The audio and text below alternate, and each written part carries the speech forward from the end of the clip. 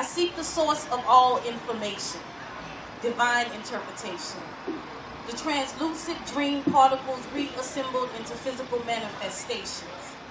Conscious thought, sound sight, limitless and contemplation. Core statements, adding verb nouns that agree on subject placement. This is my favorite. The blessing that unwavers, the challenge of peace within me that rewards my labor. Abel, he was my brother, but his blinded peace prevented a shelter from his own genes. So to think that I don't think, don't know, and don't see is foolish.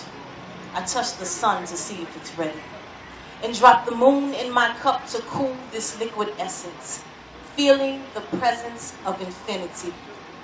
Realistically grabbing hold of my ability to transform a word into the thoughts and actions of life's reality. Condemning like gravity. That's something greater. A state of being beyond what sci-fi makes up. Wake up.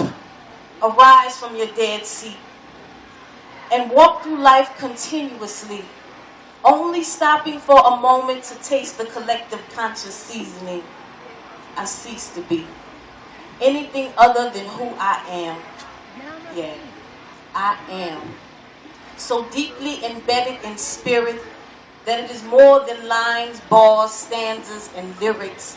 It is the process of righteous fulfillment, the eulogy of a life worth living, and the supernatural pursuit of redemption.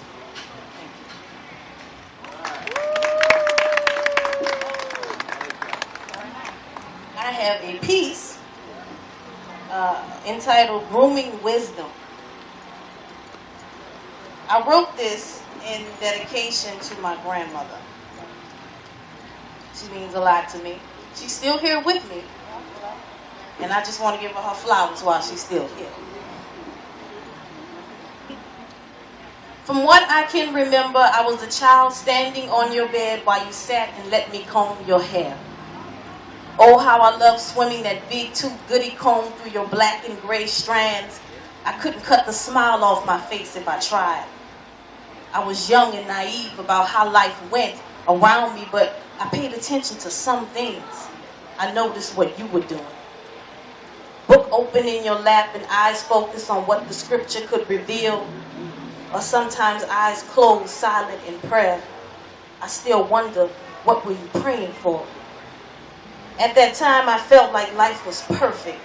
Perfectly balanced moments where it was just me and you. You speaking to me talking to you teaching me learning from you praying for me, you praying for me, you praying for me taking too long to thank God for you. In retrospect, I understand more of your actions now. You spoke for God in a time when women were not allowed. When your foot couldn't touch the pulpit, you stood in the aisle, proudly speaking a spiritual truth some pastors couldn't bell out. How blessed I am to have you. How blessed I was to receive a whipping for what I didn't do. My cousins did it, but I was the oldest. I was responsible for not allowing them to make those choices. I was blessed to have punishments of prayer meetings and scripture readings to the extent that David and Solomon became my brothers. I write psalms now, filled with wisdom yet cryptic. And even before I saw what I could write, you ushered me into it. How blessed I am to have been guided in the spirit. To look at my ancestor, see myself and believe it. I believe it. What a wonderful thing to comb your hair, an act centuries old but a bonding moment that is timeless. So when time gets too confusing and struggle is clear and present, I can speak to the one person who happens to be my greatest blessing, dressing me and grooming me just to be a spiritual leader in the family when you're gone. How to keep the seams from ripping apart and to stay strong. I can wish to be that little girl combing her grandmother's hair all I want. It won't change the fact that I'm older and you're so much older now. Silver and white hair, is what you now bear, but it falls on the shoulders of wisdom. And how magnificent is wisdom. It is a planted seed watered by your tears and sweat, dug up and replanted by your worries and regrets, bought at a price by your trials and your tests, then landscaped across your life by your triumphs and accomplishments. How magnificent is wisdom. Fertilizing the soil every time your heart beats, picking the right words to bless and feed me. Just astounding how you could put your hands in the dirt and pray for the root of any problem. Thank you. For I wouldn't be here if it weren't for your prayers of intercession. What you bound on earth was also bound in heaven.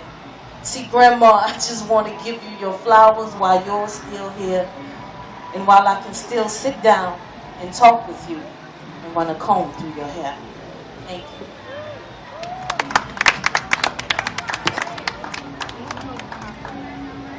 Well, I pretty much was done. Well, my name is Megan Jackson, and you can find me on Facebook and all that other stuff at @goracle, Twitter and everything. I have my email is fde.goracle@gmail.com if anyone would like to contact me. And I really appreciate this opportunity. Thank you. Y'all have a blessed day.